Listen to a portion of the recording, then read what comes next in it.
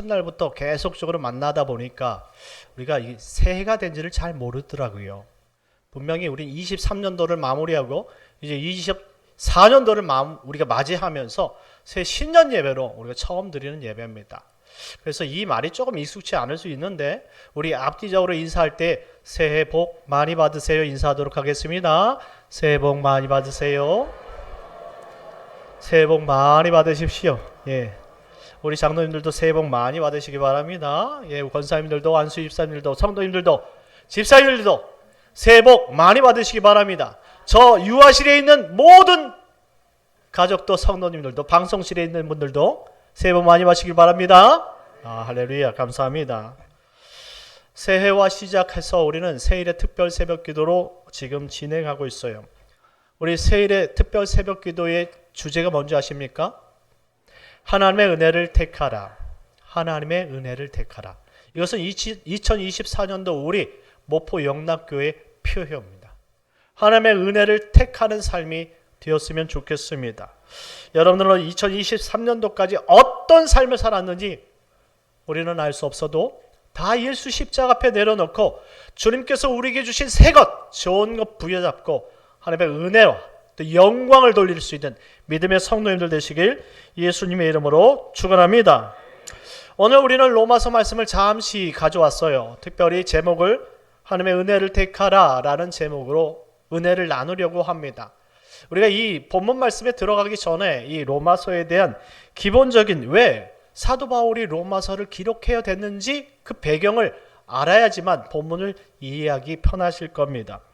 사도 바울은 제3차 선교 여행 중 이 고린도에서 한 소식을 듣게 됩니다. 어떤 소식을 들었냐면 바로 사도 바울이 가보지 못한 로마에 지도자 없이 교회가 세워졌다라는 사실입니다.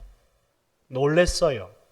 지금 이방인의 선교사가 되어서 사도 바울이 복음을 증거하고 있고 본인도 비록 로마인의 신분을 가지고 있지만 한 번도 들어가 보지 못했던 저 로마에, 자신의 목적인 저 로마에 먼저 복음이 들어가고 그곳에 교회가 세워졌다 하니 사도 바울이 놀라지 않을 수가 없었던 거예요. 그런데요, 그 배경 안에는 심각한 의미가 담겨 있었던 거예요. 바로 사도 바울이 말할 수 없는 과거의 신앙의 에세이가 그 안에 담겨져 있었죠. 그래서 놀라움과 더불어서 사도 바울 마음속에는 어떻게 해야 할까라는 이 근심하는 마음이 가득 생겼을 겁니다. 그렇습니다.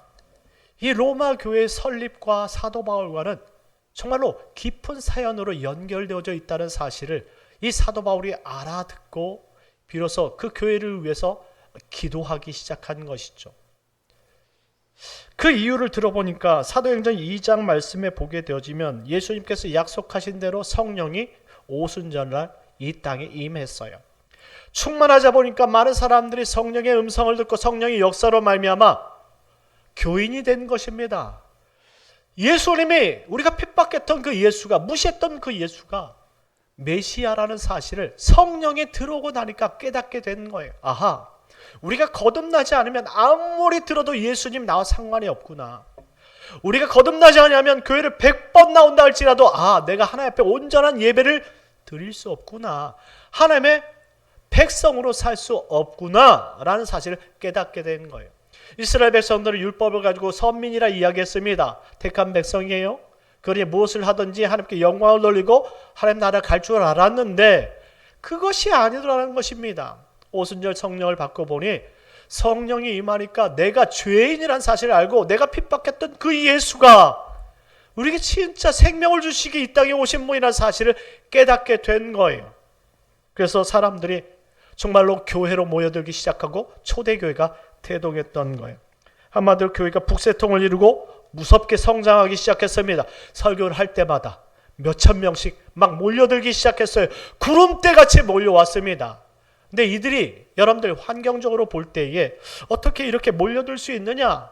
그때가 오순절이라고 기록하고 있지 않습니까? 여러분들 오순절은 이 유월절부터 시작되어서 50번째가 되는 그날이에요. 그러지 이것을 생각해 볼 때에 정말로 많은 사람들이 이 유월절부터 지키기 위해서 정말로 지금은 이스라엘 사람이지만 외곽에서 살고 있는 디아스포라라는 사람들이 율법에서 명령하고 있는 3대 절기를 지키기 위해서 들어왔던 자였던 것이죠. 그들은 유월절 지키기 위해서 예루살렘 중심으로 퍼져서 정말 숙박을 하면서 이 절기가 다 마치기까지 그 자리를 떠나지 않고 그 예식을 다 참석하려는 신앙인들이었어요. 그런데 오순절 성령의 역사로 예수를 만나게 되고 변화되니까 이 예배드린 모든 것들이 예수 없이는 무의미하다는 사실을 깨닫게 되는 것이죠. 교회 중심으로 모이기 시작한 거예요. 그래서 디아스포라들이 막 모이기 시작했어요. 막 구름대같이 모여들기 시작했습니다. 여러분들, 그러면 이 초대교회는 배경이 예루살렘 교회잖아요. 이 사람들이 이 몰려온 그 디아스포라 사람들을 먹여 살려야 되는 거예요. 그래서 사도행전 2장 이후의 말씀에 보니까 사람들이 막 성령의 역사로 말미암아 자신의 재산을 팔기 시작했어요. 이 땅을 팔지 않으면 지금 몰려드는 이 디아스포라를 먹여 살릴 수가 없었습니까? 그 살리기 위해서 한마음 한 공동체가 됐다라는 말입니다. 그래서 성령의 역사를 모든 걸 팔고 너무나 행복하게 지내다는 사실을 이 전 백성들이 알았는데, 이때 바로 이스라엘 정치인들이었던 사내들인 공회원까지도 다 같이 알았다라는 것이죠. 자, 유대인들은 유대교만 인정하는 사람들이에요.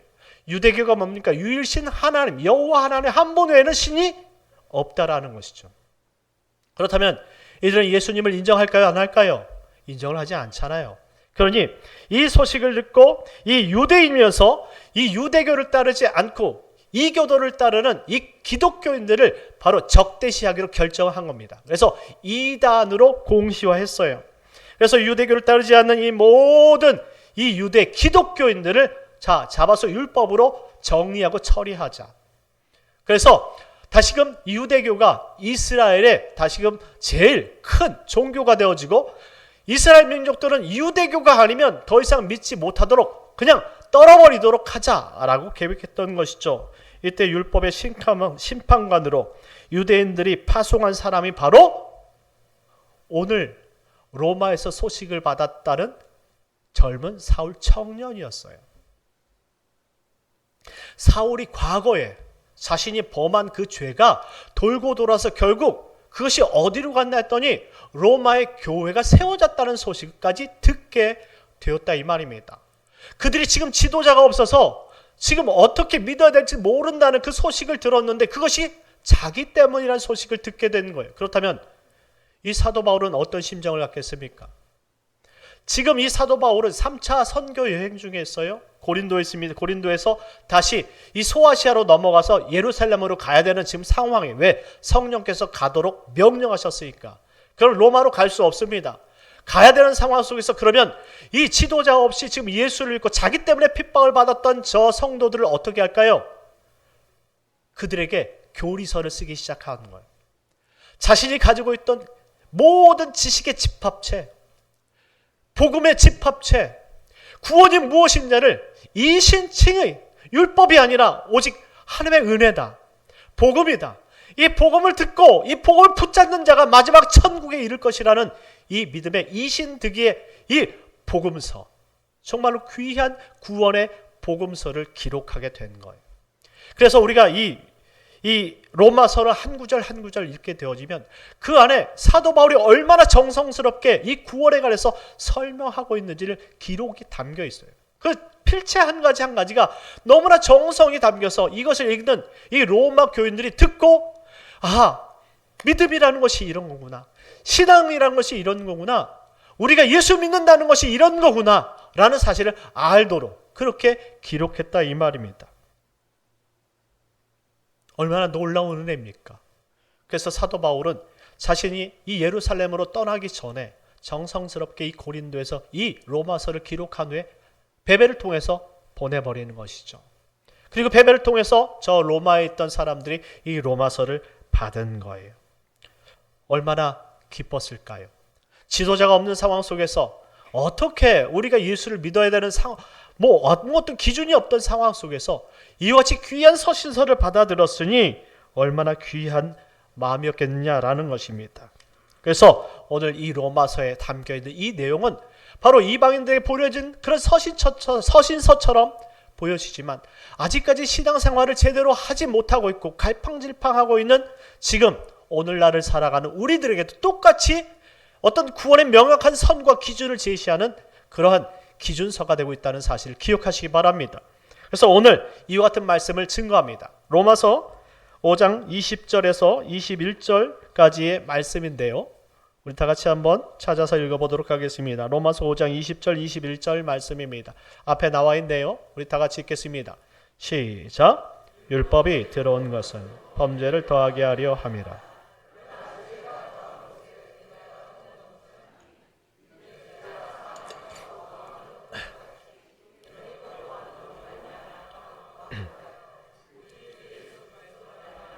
영생에 이르게 하려 함이라. 아멘. 할렐루야.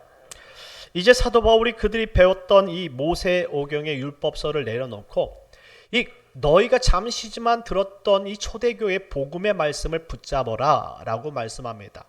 이미 그들은 율법으로 다져있는 사람이 어렸을 때부터 율법을 듣고 배웠기 때문에 율법에 대해서는 무엇이라고 특별히 강조하지 않아도 무엇이 좋고 무엇이 나쁜 것인지 다 알고 있다 이 말입니다.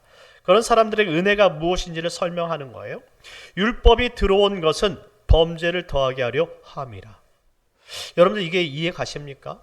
율법이 들어온 것은 범죄를 더하게 한다. 아니 죄를 짓게 하지 않으려고 율법을 진 것 아닙니까? 그런데 지금 사도 바울은 율법이 들어옴으로 말미암아 죄를 더하게 했다라고 표현합니다. 그리고 그러나 죄가 더한 것에 은혜가 더욱 넘쳤다라고 이어서 설명합니다. 도대체 이게 무슨 말을 하는 걸까요? 율법을 가지고 있던 이 유대인들은 이 문장을 가지고 분명히 사도 바울이 가르치고자 하는 그 핵심을 정확히 해석했을 겁니다. 왜냐하면 율법으로 해서 그들의 삶이 어떤 것이 해야 되고 어떤 것이 하지 말아야 될 것이 이미 습득되어 있기 때문에 그래요. 그는 어렸을 때부터 하지 말라는 것이 너무나 익숙해요. 하는 것마다 다 죄가 되는 거예요. 그 율법을 지키면 지킬수록 하나님이 두려운 분이구나 라는 사실을 깨닫게 되는 것이죠. 그러니 이런 두려운 마음을 가지고 살았는데 갑자기 은혜의 복음을 들었어요. 그러니 깨달은 것이 있습니다. 이와 같이 율법서에는 하나님께서 우리에게 속에 담겨진 은혜의 복음이 담겨 있구나라는 사실입니다. 그러면서 그것을 깨닫게 되는 것이죠. 하나님께서 왜 이스라엘 백성들에게 율법을 주셨는지를 알게 되었다라는 말입니다. 율법이 범죄를 더하게 했다라는 말은 율법으로 인해서 죄가 더 많아진다는 것이 아니라 율법 때문에 죄를 깨닫게 되었다라는 설명이에요. 하나님이 우리에게 말씀을 주시지 않았다면 우리는 그냥 아무것도 모르는 무지한 죄인이었구나라는 설명이죠. 그런데 비로소 율법을 주니까 조금 우리가 깨달은 거예요. 죄란 것이 그렇게 설명되는 것이구나. 이렇게 말씀하신 모든 것들이 죄가 되는구나 라는 사실을 알게 된 거예요. 근데 율법을 행하라고 주셨으니 하면 할수록 우리가 다 잘 지켜야 되는데 우리 사람은 그렇지 못하다는 거예요. 지키려 할수록 더 지키지 못하는 것이 율법이었다라는 것이죠. 여러분 착한 일이 하기 쉽습니까? 아니면 내 생각대로 내 뜻대로 이기적인 일을 더 하기가 쉽습니까? 내 생각하는 게 더 하기 쉬운 거예요. 남들이 다 같이 하자라는 것은 쉽지 않아요. 그렇잖아요. 그냥 나 좀 그냥 가만히 놔둬. 내가 알아서 할게. 이것이 사람의 심리입니다. 그런데 율법을 통해서 공동체에게 이와 같이 다 같이 하라니까 따라하기가 너무 힘들잖아요. 그런데 한 가지 조언만 있는 것이 아니라 너무나 많은 것들을 우리에게 주고 따라라 하니 너무나 힘들잖아요. 그러다 보니까 내가 다 지쳐버리는 것이죠. 결국 형식만 남은 거예요. 마음 먹고 형식만 따르니 모든 것이 다 하기 싫은 종교, 그냥 율법주의고 형식주의가 되는 것이죠. 비로소 내가 죄인이라는 사실을 예수를 만난 후부터 깨닫게 되어진 것이죠. 우리가 진정으로 우리가 주님을 만나기 전에는 그냥 이게 종교생활 아닙니까? 그냥 우리가 예배에 나오는 것 자체가 그냥 기쁘지도 않지만 나오면 구원받고 복받는다 하니까 나온 사람들 얼마나 많습니까? 그런데 예수가 진정 우리 마음에 들어오고 나니까 신앙이 무엇인지 알게 되어지고 예배의 의미를 알게 되어지고 왜 예수를 믿어야 되는지 우리가 사실을 알게 된 것 아니냐 이 말입니다. 율법이 바로 그런 기능을 주셨다라는 거예요. 율법을 우리에게 깨닫게 하기 전까지는 다 죄뿐이었다라는 거예요. 그런데 깨닫고 나는 이것이 우리에게 얼마나 은혜를 주는 말씀인지 비로소 새삼 깨닫게 되었다라는 거예요. 우리가 어떤 학문을 할 때에 여러분 배울 때에 우리 이 자리에 교수님도 계시고 또 학문을 정말 많이 오래 배우신 분들도 있겠지만 학문을 배우기 전까지는 우리가 그것을 너무나 잘하기 전까지는 모든 것이 그냥 하면 쉽게 배울 수 있다고 생각합니다. 그런데 학문을 깊이 연구하면 연구할수록 들어가면 더 어려워져요. 더 어려워지는 겁니다. 신앙생활이 똑같아요. 우리가 예수를 처음 믿을 때 막 내 마음대로 하니까 쉬운 것 같아요. 그런데 내 마음대로 하는 것이 정답이 아니라고 생각되는 순간, 예수님을 따라서 살아가는 것이 신앙생활을 하는 순간 모든 것이 다 하나님 눈치를 보게 돼 있어요. 하나님 눈치를 보니까 하나님, 그럼 이것도 이렇게 참아야 돼요? 하나님, 저것도 저렇게 참아야 됩니까? 참는 사람이 되는 것이죠. 그냥 하나님 눈치 보고 사니까 모든 것들이 다 쉽지 않다라는 것을 알게 되는 것이죠. 사도 바울이 로마서를 통해 언급하고 싶은 이야기가 이겁니다. 우리가 신앙을 성숙하지 못하고 정말 껍데기로 바라봤을 땐 율법대로 그냥 막 모든 것을 자죄로 판명하고 그냥 그렇게 그냥 인간처럼 살면 좋은 것 같은데, 진짜 예수님이 우리 안에 들어보면 그 안에 우리가 죄인이었다는 사실을 깨닫게 되고 이제 이와 같은 죄를 피해서 살아야 된다는 사명이 있다는 것을 알게 되는 것이죠. 그러니 율법이 우리에게 들어온 것은 죄를 더 우리가 많이 깨닫게 한 것이고, 그걸 깨달음으로 말미암아 우리에게 어떤 것이 넘쳐납니까? 바로 은혜가 넘쳤다는 사실을 알게 됩니다. 사도 바울이 그것을 경험했어요. 여러분들, 사도 바울이 어떤 사람입니까? 바로 기독교인들 핍박하고 죽였던 사람이지 않습니까? 핍박하고 죽일 때는 여러분들 양심의 가책도 없어요. 왜? 이것이 종교적으로 합당했으니까. 그런데 예수님을 만나고 나니까 이것이 잘못된 죄라는 걸 알게 됐어요. 그러니 내가 이게 죄였구나. 율법이 나를 죄 가운데 끌어놨구나. 그런데 이제 예수님을 만났으니 이런 죄를 하나님께서 용서해 주셨다니, 이 갚을 길 없던 이 같은 은혜, 이것이 나에게 너무나 큰 은혜가 되었다는 사실을 고백하고 말았다는 것입니다. 그러니 여러분들, 우리도 똑같지 않습니까? 하나님 만나기 전에는 우리는 아무것도 변하지 않아요. 하나님 만날 때 비로소 신앙생활이 첫 시작이 되어지는 거예요. 그리고 나의 죄를 용서해 주셨다는 그 사실 자체가, 그 용서 받았다는 그 자체가, 그 무게가 얼마나 나에게 가벼워지는지, 그리고 하나님 앞에 감사하게 되는 것이죠. 용서함 받은 것, 한마디로 자신이 용서함 받은 만큼 더 은혜가 커지는 은혜 사람이 되어지는 것입니다. 그래서 우리가 신앙이 성숙한 사람은요, 죄 용서함을 많이 받은 사람이 신앙의 성숙함을 이루는 줄 믿으시기 바랍니다. 그래서 사도 바울이 율법에 어떤 것이 답을 달아 주었어요. 로마서 3장 20절 말씀입니다. 3장 20절 다 같이 읽겠습니다. 시작. 그러므로 율법의 행위로 그의 앞에 의롭다 하심을 얻을 육체가 없나니 율법은 죄를 깨달음이니라. 아멘. 율법은 그저 우리가 얼마나 죄를 많이 짓는 그 판단 도구로 주셨다라는 거예요. 정말 중요한 것은 마음이라는 거예요. 근데 이 마음은 우리가 죄악이 있기 때문에 절대 우리 스스로 깨달을 수 없다는 거예요.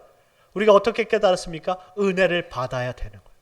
은혜를 받을 때 하나님의 말씀을 깨닫게 되는 줄 믿으시기 바랍니다. 그러니 은혜가 없는 사람이 율법을 들고 있으면 무기가 되는 거예요. 근데 은혜가 있는 사람이 율법을 받으면 그것이 사랑이 되는 줄 믿으시기 바랍니다. 사랑이 넘치게 되는 거예요. 내가 이처럼 죄인이었었는데, 내가 용서받지 못할 죄인이었는데, 나같이 이같이 심판받아서 정말 지옥에 가야 될 우리를 예수님께서 은혜를 베풀어 사랑을 베풀어 주시니 이와 같은 생명을 얻은 것이 너무나 감사해. 이와 같이 은혜가 넘치게 되었다라는 거예요. 로마서 6장 23절 말씀입니다. 다 같이 읽겠습니다. 시작. 죄의 삭은 사망이, 하나님의 은사는 그리스도 예수 우리 주 안에 있는 영생이니라. 아멘. 죄의 삭은 분명히 율법에 의해서 사망이라 말했는데, 우리 주님의 선물은 우리를 그리스도 안에서 영원한 생명을 주시는 것이니라. 할렐루야. 예수 믿는 것이 이와 같이 기쁜 것이라는 겁니다. 우리는 죄로 인해서 사망의 벼랑 끝으로 몰려당했지만, 그 율법으로 죽을 수밖에 없는 죄인이라고 낙인을 찍혔지만, 그 안에는 복음으로 말미암아 예수 그리스도를 주시고 그를 믿는 자마다 영원한 생명을 얻고 하나님의 백성이 되었다는 사실을 천명해 주셨다 이 말입니다. 그것을 듣는 자, 듣고 거듭난 자, 그것을 듣고 깨닫는 자는 이처럼 하나님의 은혜에 감격하여서 은혜에 붙잡혀 하나님의 말씀을 증거할 수 있는 사도 바울과 같은 하나님의 백성이 되었다라는 말입니다. 여러분들이 이 자리에 참석하여서 예배하는 이유가 무엇입니까? 여러분들이 종교인이라면 단지 한편의 예배로 내 신앙생활을 일주일 다 했다라고 말할 수 있겠지만, 여러분들이 예수의 은혜가 가득 찬 자라면 오늘 이 예배를 통해서 우리 예배가 또다시 삶 속에 실천이 되어지고 우리가 하나님의 은혜 없이는 살 수 없다는 신앙의 고백이 시작되어지는 순간이 이 예배인 줄 믿으시기 바랍니다. 그러니 우리는 예배를 통해 주님을 만나야 돼요. 주님께서 나의 죄를 어떻게 사하시고 나를 어떻게 이끌고 가실지 그 미래 비전을 볼 수 있는 시간이 되어야 된다 이 말입니다. 그러니 주님을 만나면 만날수록 그 은혜의 말씀이 더하면 더할수록 그 은혜가 넘치게 된다는 이 사도 바울의 말을 분명히 우리 마음속에 새겨들어야 되는 것입니다. 그러니 이와 같이 은혜를 받은 너희가 이제 다시 예수를 핍박하고 죄를 정죄하는 율법으로 돌아갈 수 있겠느냐라고 지금 사도 바울이 질문을 하는 것입니다. 여러분들은 어떻습니까? 여러분들 하나님의 사랑을 받고 이제 구원받은 믿음을 가졌는데 다시 예전에 죄에 따라서 죄에 끌려다니며 죄를 즐겼던 그 죄인 영원히 심판받고 지옥에 갈 그 모습으로 다시 돌아가기를 원하십니까? 우리는 이제 그럴 수 없다라는 거예요. 이제 좋은 생명을 받고 영광스러운 하나님의 나라의 백성이 되어지고 그 구원의 경험을 한 사람들이 다시 이제 정말 지옥으로 끌어가는 그 처참한 모습으로 돌아가기를 원한 사람은 이 자리에 아무도 없다라는 것입니다. 그러니 사도 바울은 말합니다. 그럴 수 없느니라. 할렐루야. 여러분도 이와 같이 죄로 다시 돌아갈 수 없는 존재라는 사실을 믿으시기 바랍니다. 그래서 오늘 로마서 6장으로 들어가서 로마서 6장 1절 말씀에 사도 바울이 이와 같이 질문을 하는 거예요. 우리 6장 1절 말씀 나같이 읽겠습니다. 시작. 그런즉 우리가 무슨 말을 하리요? 은혜를 더하게 하려고 죄에 거하겠느냐? 아멘.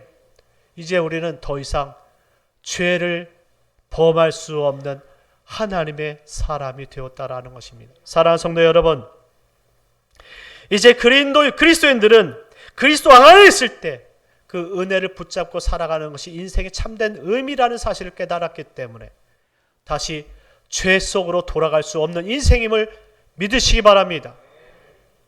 그러니 우리는 이 자리에서 고백해야 될 것이 있어요. 우리는 어떻게 우리 삶 가운데 주어진 이 하나님의 은혜를 부여잡고 하나님의 은혜의 말씀을 부여잡고 어떻게 해서든지 이 은혜를 지키려는 정말로 이 땅에 사명이 있음을 마음속에 다짐해야 된다라는 것이죠. 이제 여러분들은 그리스도에 연합된 성도로서 이제 그리스도 없이는 살 수 없음을 고백하고 믿음으로 오늘 하루를 살아갈 수 있는 인생이 되기를 여러분 마음속으로 고백하며 주님 따라가기를 마음속으로 날마다 작정하며 이번 특별 새벽 기도를 통해서 여러분들이 새롭게 변화된 마음으로 주님께서 주시고 오라 하시는 그 자리까지 살아가고 성장할 수 있는 그런 믿음에 성장할 수 있는 일꾼들이 되기를 예수님의 이름으로 축원합니다. 우리 다 같이 기도합시다. 하나님께 우리 2024년도를 주셨는데 이와 같이 주신 귀한 사명들 이제 죄에서 건져내 주신 이 복음의 은혜 하나님께서 주신 귀한 이 사명의 은혜 이 은혜를 부여잡고 하나님 아버지 세례를 완주하게 하시고 특별히 2024년 주님의 말씀을 따라갈 수 있는 복된 백성들 되게 하여 주옵소서. 우리 다 같이 주여 한번 외치고 기도하도록 하겠습니다. 주여 하나님 아버지 우리를 구원해 주심을 너무나 감사합니다. 하나님의 사랑이 없었다면 우리는 너무나 아버지 좌절밖에 없었고 아무것도 아닌 줄 아오니 하나님 주님을 바라보고 아버지 주님께서 우리를 바꾸시